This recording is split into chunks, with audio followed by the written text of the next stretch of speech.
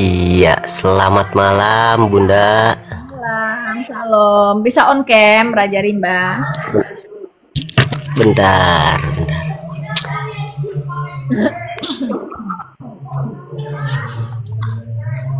Raja Rimba itu apa ya? Singa atau serigala ya? Singa ya. Raja Rimba. Setahu saya singa gitu. Selamat malam Pak Raja. Ya, Muslim atau Kristen Pak? saya dari Muslim. Muslim ya Pak ya. Oke Pak Raja, ada yang mau ditanyakan Pak? Silakan. Iya, kalau saya sendiri ya tadi apa yang dikatakan Bunda, kita nggak perlu apa? Bunda mengatakan nggak perlu silsilah gitu kan? Oh, Rasul Paul para rasul ya. Nah, emang sih kalau saya sendiri kita lebih baik mencari Tuhan yang sebenarnya lah gitu kan? Pasti dong. Iya, Tuhan yang sebenarnya yang wajib kita sembah itu kan yang mana gitu kan? Iya, harus. Ya, saya ingin bertanya, Mbak. Menurut ya keyakinan Bunda sendiri kan bahwa Yesus itu Tuhan itu kan? Betul. Nah, sedangkan menurut Yesus sendiri Tuhan yang sebenarnya itu siapa, Mbak? Dirinya lah. Di sini kan di Lukas 4 ayat 8 Ya. Yesus mengatakan bahwa Tuhan yang sesungguhnya itu dengarlah di Markus 12 ayat 29. Ya. Dengarlah orang Israel, Tuhan kita, Tuhan itu Esa. Di Lukas 4 ayat 8, engkau harus menyembah Tuhan Allahmu dan hanya kepada Dialah sajalah engkau berbakti. Nah, berarti di sini menurut Yesus sendiri Tuhan yang sebenarnya itu siapa gitu? Nah, harus dibaca konteks ayatnya keseluruhan ya Pak Raja. Yang tadi. Boleh dijelaskan ya? Ya, oke, siap. Kita ayat berapa yang itu? Yang terakhir tadi ya. Kepada di Lukas 4 ayat 8. Ya, coba dibacakan ayatnya. Judulnya apa itu? Judulnya apa Pak Raja? Judul dari satu perikop. Menurut Yesus Tuhan yang sebenarnya itu kan ini pengakuan Yesus sendiri. Pak, bukan Di Pak, Lukas saya 4. Ini Pak, apakah Bapak pegang Alkitab di sana? Oh, enggak. Oh, jadi Bapak tahu dari mana ngambil ayat ini? Saya searching di Google, ya saya baca-baca gitu kan. Tapi Bapak tidak membaca ayat ini secara keseluruhan ya? Ya, coba ini dijelaskan biar saya paham juga gitu kan. Dari maksud ayat di sini itu di Lukas 4 ayat 8 ini gimana gitu. Sedangkan ini kan perkataan Yesus sendiri gitu kan. Engkau harus menyembah Tuhan Allahmu dan hanya kepada Dia sajalah engkau berbakti gitu kan. Kita baca bersama ya. Ya.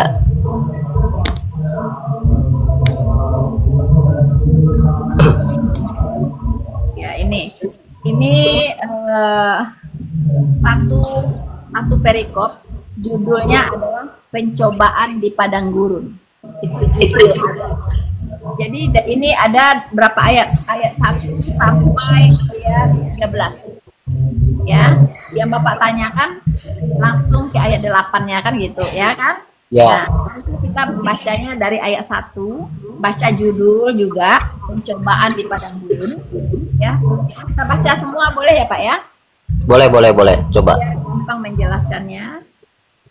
Jadi saya baca dari 1. Yesus yang penuh dengan Roh Kudus kembali dari Sungai Yordan, lalu dibawa Roh Kudus ke padang gurun. Di situ ia tinggal 40 hari lamanya dan dicobai oleh iblis.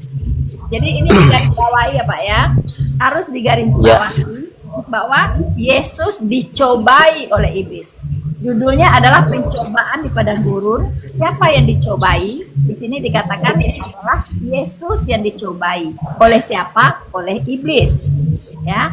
Selama dia di situ, ia tidak makan apa-apa dan sesudah waktu itu ia lapar. Ayat 3, lalu berkatalah iblis kepadanya. Nah, ini dia mulai dicobai oleh iblis ya. Jika engkau anak Allah, katanya, suruhlah batu ini menjadi roti. Dia tahu Yesus lapar, Kemudian iblis berkata kepada Yesus, jika engkau bisa, suruhlah batu ini menjadi roti. Jawab Yesus kepadanya, ada tertulis, manusia hidup bukan dari roti saja. Kemudian si iblis ini kembali ya. Kemudian ia membawa Yesus ke suatu tempat yang tinggi. Di dalam sekejap mata ia memperlihatkan kepadanya semua kerajaan dunia ini. Lalu iblis berkata kepada Yesus, padanya, segala kuasa itu ya, serta kemuliaannya akan kuberikan kepadamu, kata iblis. Sebab semuanya itu telah diserahkan kepadaku dan aku memberikannya kepada siapa saja yang kukehendaki. Jadi si iblis mau memberikan seluruh dunia yang gemerlap ini kepada Yesus. Ya. Kalau apa? Jadi jikalau engkau menyembah aku, seluruhnya itu akan menjadi milikmu. Yesus ditawarkan dunia yang gemerlap ini kepada apa? Iblis menawarkan dunia yang gemerlap ini kepada Yesus, asalkan Yesus mau menyembah dia, menyembah iblis, ya kan? Asalkan engkau menyembah aku, kata iblis, seluruhnya itu akan menjadi milikmu. Ya, inilah iblis ya, yang menciptakan dunia ini Yesus, diberikan pula oleh dia kepada Yesus, kan gitu, ya. Iblis nih konyol memang ya. Ayat 8 baru ke yang Bapak tanyakan tadi. Tetapi Yesus berkata kepadanya, ada tertulis, engkau harus menyembah Tuhan Allahmu dan hanya kepada Dia sajalah engkau berbakti. Nah, ini ditahan dulu ya Pak ya. Kita baca ayat berikutnya, oke? Biar nanti mengerti ya. Ayat 9. Kemudian ia membawa Yesus ke Yerusalem dan menempatkan dia di hubungan bait Allah. Lalu berkata kepadanya, jika engkau anak Allah, jatuhkanlah dirimu dari sini ke bawah. Jadi Yesus disuruh terjun ke bawah. Ya? Sebab ada tertulis katanya, mengenai engkau, ia akan memerintahkan malaikat-malaikatnya untuk melindungi engkau. Kata si iblis kepada Yesus. Dan mereka akan menatang engkau di atas tangannya, supaya kakimu jangan terantuk kepada batu. Lalu Yesus menjawab iblis ini, katanya, ada firman, janganlah engkau mencobai Tuhan Allahmu. Nah, ini ayat 8 yang Bapak tanyakan tadi dengan ayat 12 ini sangat erat, ya kan? Ayat 13, sesudah iblis mengakhiri semua pencobaan itu, ia mundur daripadanya dan menunggu waktu yang baik. Kita kembali lagi ke ayat 8. Tetapi Yesus berkata kepadanya, ada tertulis, engkau harus menyembah Tuhan Allahmu dan hanya kepada Dia sajalah engkau berbakti. Oke? Ayat 12, Yesus menjawab lagi kepada iblis, ada firman, janganlah engkau mencobai Tuhan Allahmu. Artinya, objek Tuhan Allah di ayat 8 dengan ayat 12 itu sama.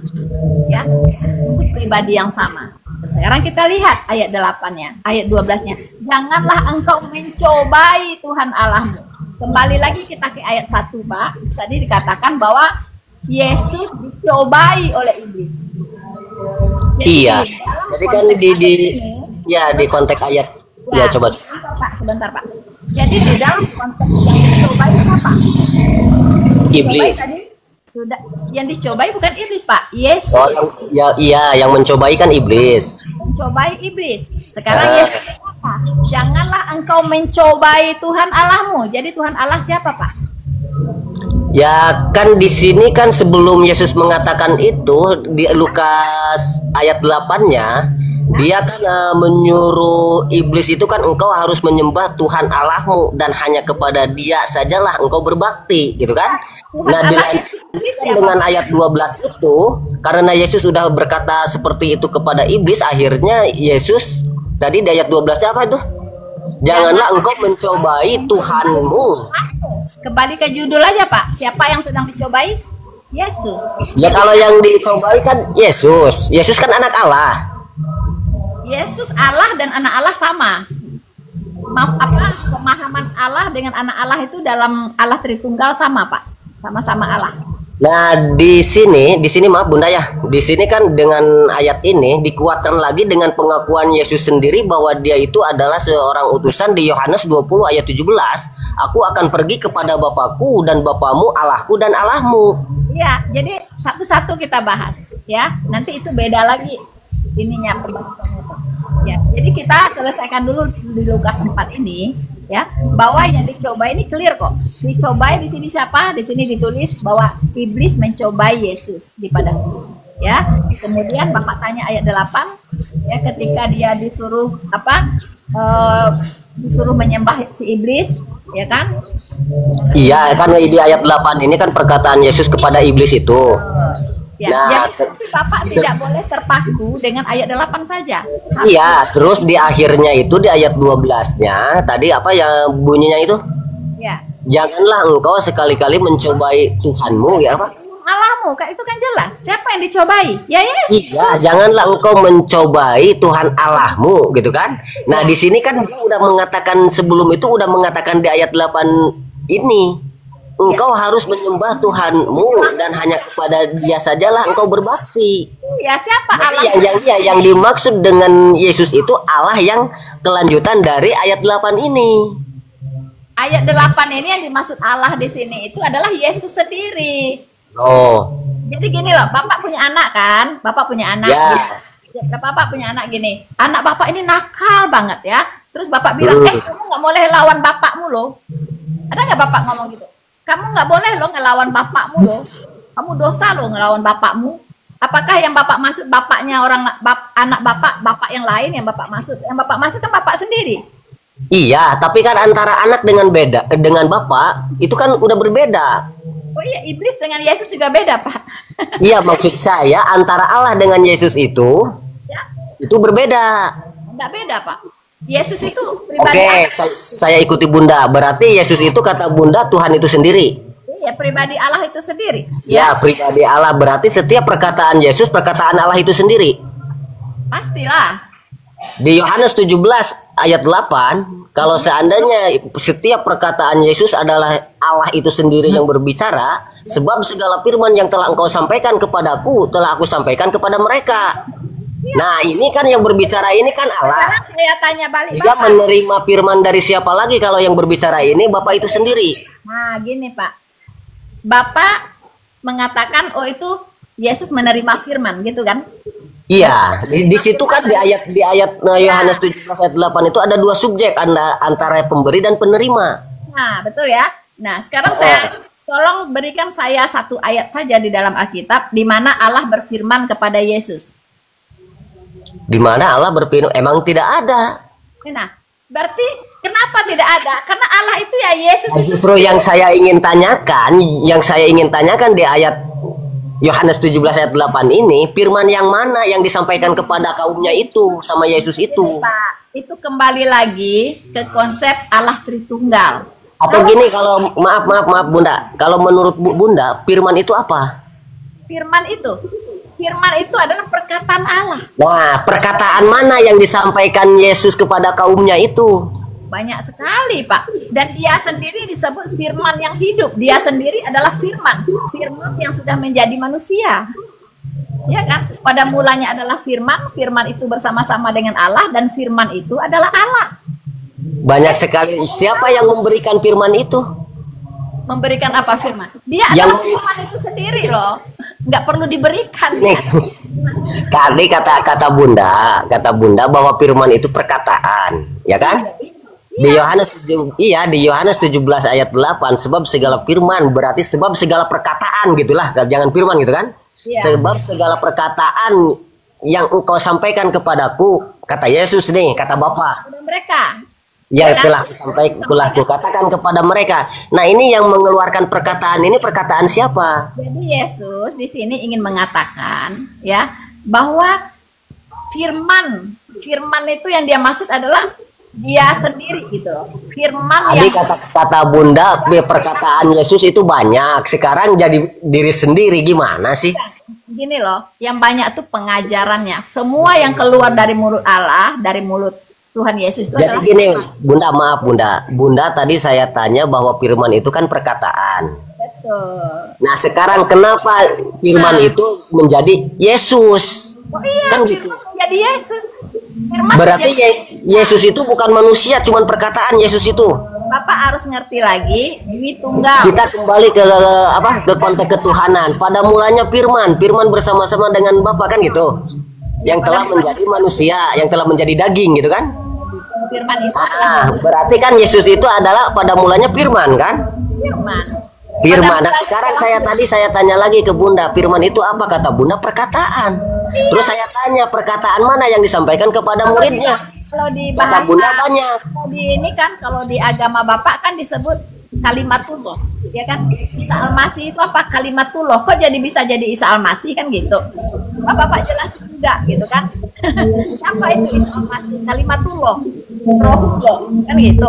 Coba dijelaskan gitu kan. Nah, penjelasannya itu hanya kalau Bapak mengerti tentang konsep Allah Tritunggal, Pak. Kalau enggak, kabur semuanya, kabur. Enggak, jadi gini Bunda, yang nggak paham sama saya itu konteks dari apa? Konteks dari ketuhanan Tuhan Yesus itu kan pada mulanya firman bersama-sama dengan Bapa yang telah menjadi daging gitu kan. Berarti Yesus ini adalah awalnya itu perkataan gitu kan. Nah, ini perkataan siapa? Nah gini loh Pak, makanya Kan saya gitu. kembali kepada Allah Tritunggal. Allah Tritunggal itu terdiri dari 3 pribadi, Bapa, Putra yaitu Yesus Kristus, dan Roh Kudus. 3 ini hakikatnya satu yaitu Allah, ya kan? Jadi kalau dikatakan Allah ya Yesus firman gitu loh. Dia manusia juga gitu, tapi manusia yang punya 2 kodrat. Dia 100% Allah, dia juga 100% manusia. Makanya ketika dia dicobai di padang gurun, dia berkata kepada iblis itu, janganlah engkau mencobai Tuhan Allahmu. Gitu. Berarti Yesus itu 100% Allah, 100% manusia.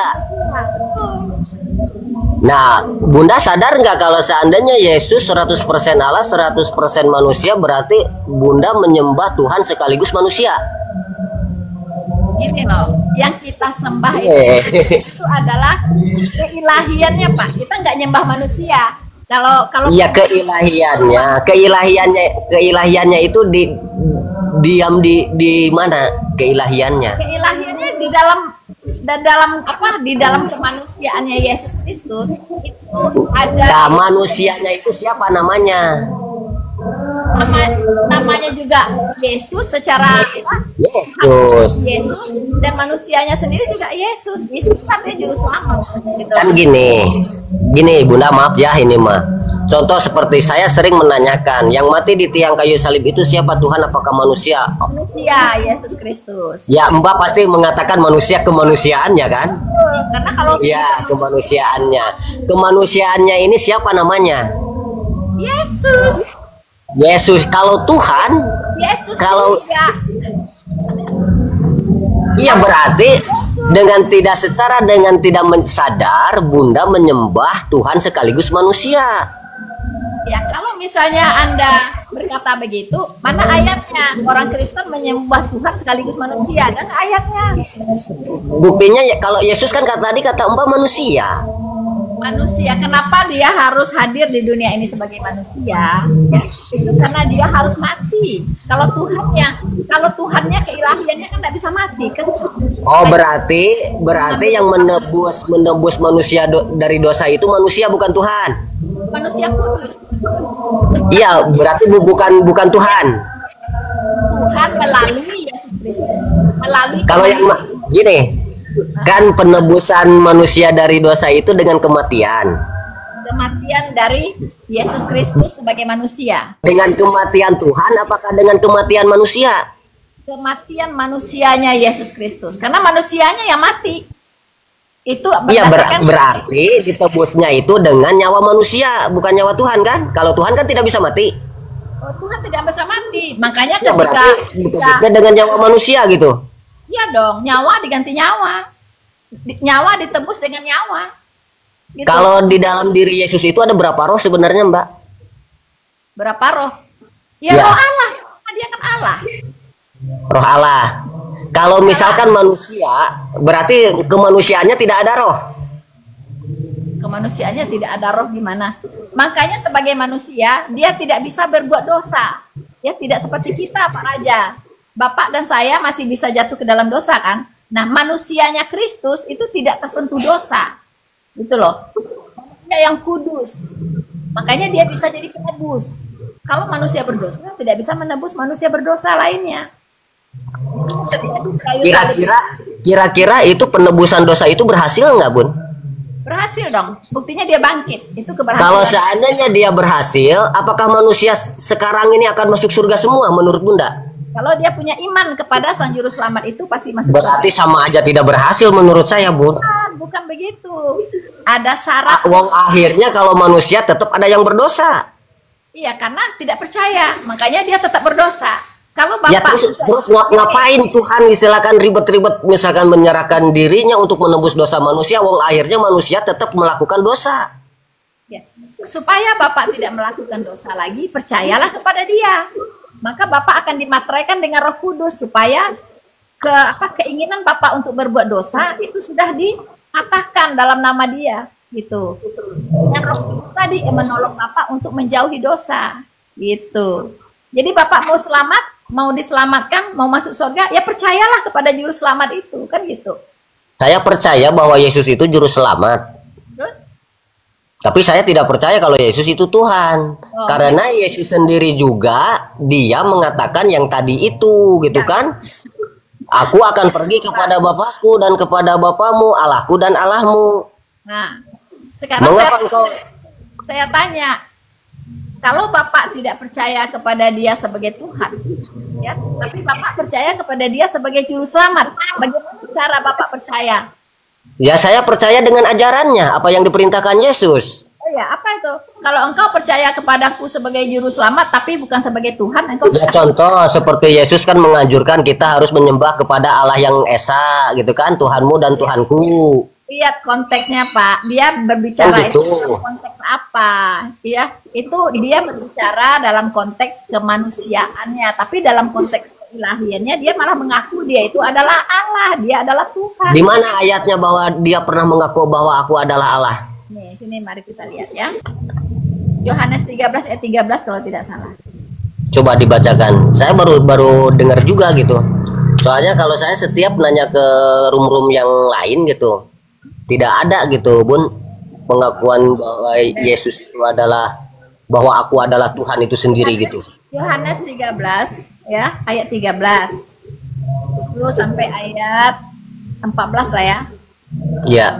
Dia berkata kepada murid-muridnya, kamu menyebut aku guru dan Tuhan. Tuhan kali, bukan Tuhan, Bu. Bukan, dengarkan dulu ya. Di situ kan ada kata arti Tuhan. Ini penjelasannya ada di ayat lain, Pak. Ya, jadi kita baca dulu ya. Kamu menyebut aku guru dan Tuhan, dan katamu itu tepat, sebab memang akulah guru dan Tuhan. Jadi jikalau aku membasuh kakimu, aku yang adalah Tuhan dan gurumu, maka kamu pun wajib saling membasuh. Sejak kapan, Bu? Sejak kapan kata Tuhan menjadi Tuhan? Nah, mari kita lihat di sini. Ya, ada penjelasannya di kitab Wahyu ya. Di 1 Timotius 6 ayat 15 itu juga ada, yaitu saat yang akan ditentukan oleh penguasa yang satu-satunya, ya, penguasa yang satu-satunya yaitu Allah, dan yang penuh bahagia, raja di atas segala raja. Siapa itu? Yaitu Yesus Kristus. Dia adalah raja di atas segala raja, dan dia pernah berkata, kerajaanku bukan itu dari menurut dunia ini.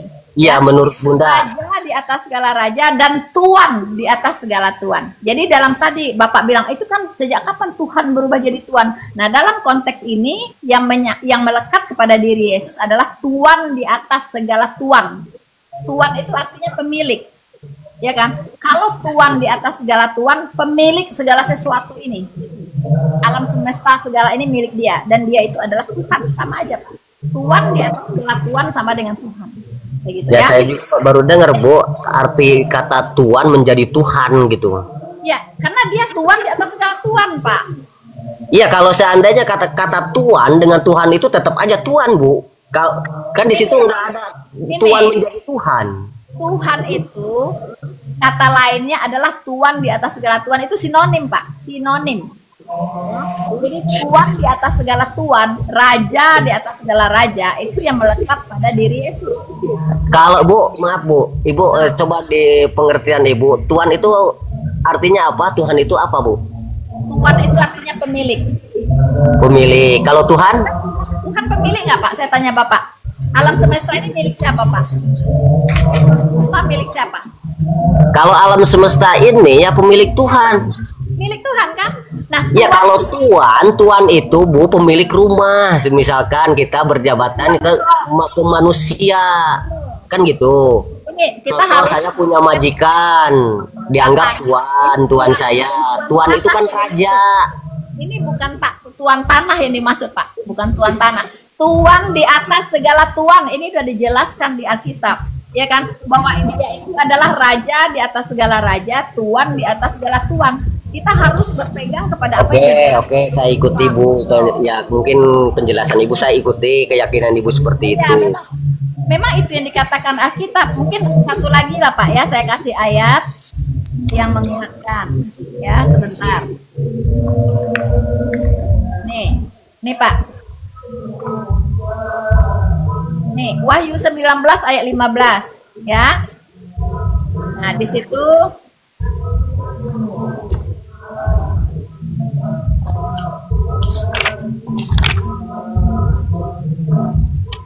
nih, Wahyu 1 ayat 8 deh Pak. Wahyu 1 ayat 8. Ini pernyataan Tuhan Yesus kepada Rasul Paulus di Pulau Patmos dalam penampakan ya. Dia berkata, aku adalah Alfa dan Omega. Alfa itu yang terdahulu dan yang terkemudian. Ya, aku adalah Alfa dan Omega. Firman Tuhan Allah, ya, firman Tuhan Allah. Bahwa dia adalah firman ya tadi ya. Yang ada, yang sudah ada, dan yang akan datang artinya kekal, yang maha kuasa. Oh, kekal Bu. Menurut Ibu Tuhan itu kekal. Kekal lah Tuhan. Kekal. Iya. Yesus itu kan kata Ibu Tuhan. Iya, Dia kekal nggak? kekal. Bukti masa kekal nggak mengalami mati Bu? Mati itu kemanusiaannya Pak. Kembali lagi tadi. Ya, kan? Manusia ini siapa namanya Bu?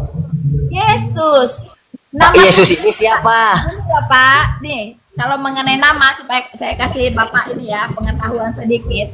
Siapa nama Allah pencipta langit dan bumi ini? Yesus Pak. Yesus.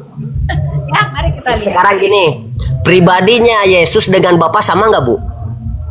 Beda dong Pak. Allah Tritunggal itu satu hakikat. Bapak bedanya apa? Yesus bedanya apa? Ya.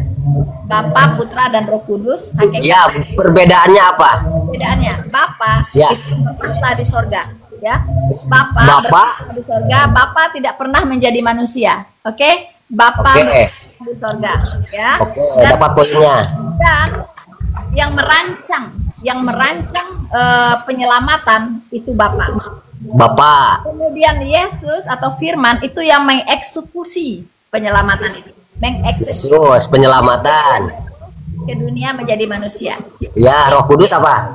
Roh Kudus itu adalah yang mendiami hati semua orang percaya, yang memimpin, yang menuntun, yang mengajar, yang menghibur. Itu adalah Roh Kudus. Oke, saya tanya Bu, di antara ketiga ini tadi kata Ibu berbeda pribadi kan? Beda pribadi satu hakikat ya. Beda pribadi satu hakikat. Pribadi mana Tuhan yang sebenarnya Bu? Pribadi semua Tuhan Pak, semua Allah. Berarti jadi tiga Tuhan. Tidak tiga Tuhan, tiga pribadi dalam satu kesatuan, satu Tuhan Esa. Mau dibilang satu kesatuan gitu Bu, yang namanya berbeda tiga pribadi berarti ada tiga sosok Bu. Nah, sekarang saya tanya Bapak, ya, Bapak punya jiwa nggak? Tadi kan kalau saya punya jiwa, punya ya, tubuh, punya jiwa, punya tubuh, punya roh. Itu Bapak. punya roh. Saya sendiri tapi satu pribadi Bu. Di antara tiga pribadi ini, pribadi mana Tuhan yang sebenarnya? Sekarang saya tanya, jiwa Bapak dengan roh Bapak beda? Ya sama Bu, jiwa, roh, tubuh, Sama. tapi saya satu pribadi. Ya, Bapak satu, Bukan tiga pribadi. Bapak satu hakikatnya. Satu hakikatnya itu namanya Raja Saya Rizal. nggak menanyakan hakikatnya Bu, pribadinya. Kalau Allah Tritunggal ya satu hakikat tiga pribadi. Bapak juga sebenarnya tiga pribadi loh. Loh, berarti harus ada tiga Bu. Tiga pribadi Bapak itu tubuh, roh dan jiwa. Ya kan? Tapi hakikatnya satu yaitu Bapak Iya, Raja. yang saya tanya dari tiga pribadi ini, Tuhan yang sebenarnya pribadi yang mana? Apakah pribadi Yesus? Apakah pribadi Bapa? Allah yang Esa Pak ya. Tadi kata Ibu katanya beda antara pribadi Bapa dengan pribadi Yesus. Hakikatnya Iya. Allah yang Esa. Gitu. Ya, yang saya tanyakan pribadinya yang Tuhan sebenarnya ini pribadinya yang mana? Nggak bisa pertanyaan begitu, pertanyaan Bapak salah. Mana Tuhan yang sebenarnya? Nggak ada pertanyaan begitu. Tuhannya Esa, gitu loh. Iya, berarti kan Tuhannya kan Esa satu. Esa. Yang di antara ketiga pribadi ini, yang Esa itu yang mana? Semuanya ini Esa dalam satu kesatuan. Oh, berarti ada tiga. Yang tiga ini Enggak pakai bicara tiga. Tiga pribadi, satu hakikat, gitu. Pertanyaan Bapak mana yang Tuhan itu pertanyaan salah, gitu loh. Itu bentar Bu, minum bodrek dulu saya Bu. Minumlah bodrek, minum obat dulu. Ya, jadi memang nggak gampang loh untuk memahami itu. Kan tadi Iya, soalnya puyeng Bu, Ibu menjelaskan. pasti tadi kan sudah dijelaskan. Tadi kan saya udah baca ayatnya sebelumnya. Mengapa Bapak puyeng mau ambil bodrek? Karena pikiran dan hati Bapak terselubung.